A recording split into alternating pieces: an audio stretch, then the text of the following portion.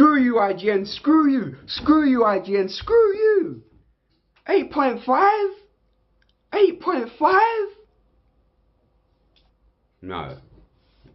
Guys, 8.5 is a good review score for Killzone 3.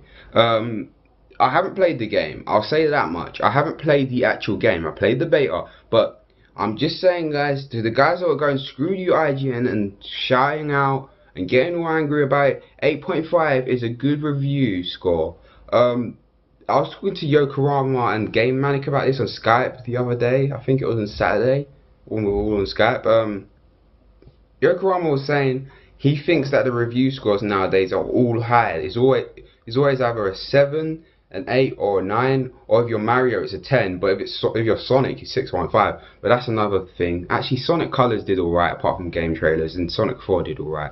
See, I'm a big Sonic fan, I know all about this, but usually the scores are pretty high nowadays. We don't see enough variety. We don't see, like, I think games nowadays it's become this place where it's become like the scores are always a 7, an 8 or a 9 or 10. It's always in between that bracket. You see the odd few games tank and they don't get that. It's like, guys, 8.5 is a good score. Like, if that was a grade for school, that would probably be an A-. It's a good score. Killzone 3, from what I played, is very similar to the beta. This is just from the beta. It's very similar to Killzone 2. This is just, and I didn't play, actually it's not the best statement to say because I didn't play all that much, but from what I played, it's very similar. The online modes do look interesting. I like that Warzone mode. I think that's the one. Warzone mode, where it changes objectives for what you have to do each time. That is a really good mode. I like that. But I'm just trying to get through these guys. 8.5, a good score. I know Broken Games, that guy's cool. I don't need to shout him out because he doesn't need shout outs, but if you watch him, you might do, I'm not sure. If you watch him, he was saying that people shouldn't complain about the controls and that you can just get used to the controls. Me personally, I'm not a big first person shooter fan, but the controls for me, there was nothing wrong with them. It took me 2 or 3 games to adjust to, maybe because I don't play Call of Duty all the time, but the controls, like, there's settings up there, you can change the settings. It's not that big. I noticed that the game's one of those ones where you have to take time. It's not like Call of Duty where you just like point shoot point shoot point shoot like that. You have to be more steady with your aim as well. I noticed that, but I really don't mind that. Graphically, the beta's good. The modes are good. There weren't too many connection issues. Honestly, it was a decent beta. I enjoyed it.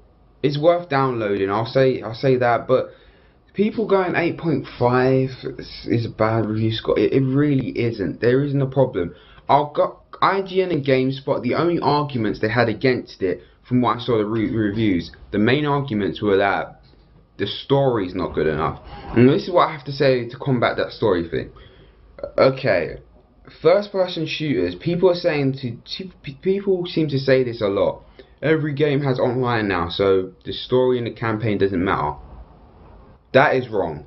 I don't care what anyone says. I don't care if we turn into this if we lose physical distribution and we go into digital distribution. I don't care if that changes around.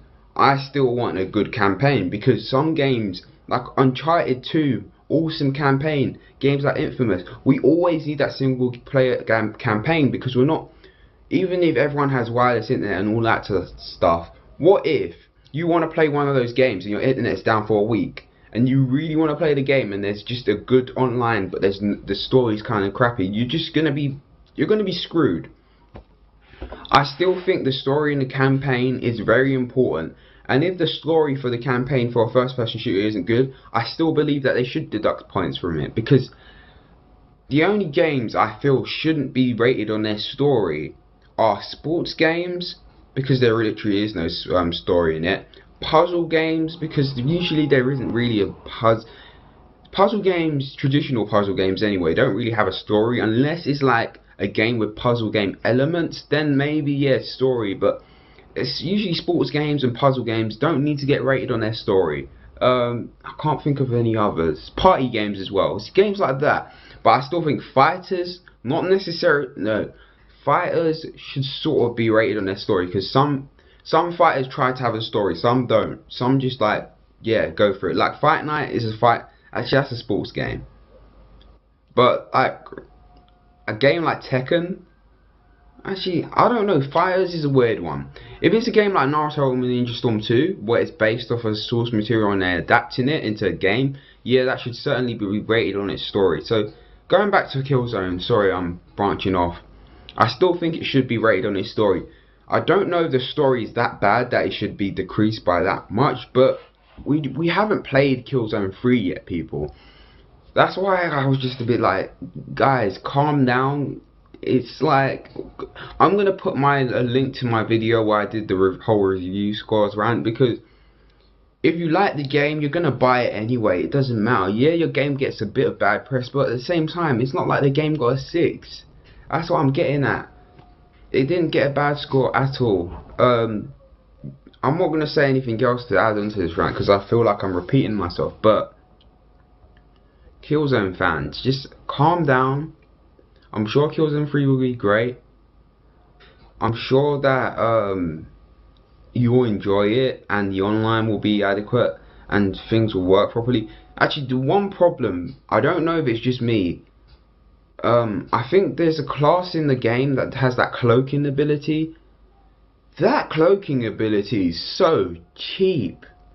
It's the cheapest thing I've ever experienced. It was annoying, but anyway, like, your game's gonna probably be great, okay? Just calm down. And some people are like, oh, it's because it's a Sony exclusive. IGN and GameSpot don't like Sony exclusives. It's calm down. Game trailers, which I like to go to. Game trailers are like my favorite mainstream reviewing site. They gave it a 9.4 anyway, so just don't worry about it, guys. Anyway, J-Man's Productions on the J Zone. Live and learn. Good luck and God bless. Catch you on the next video.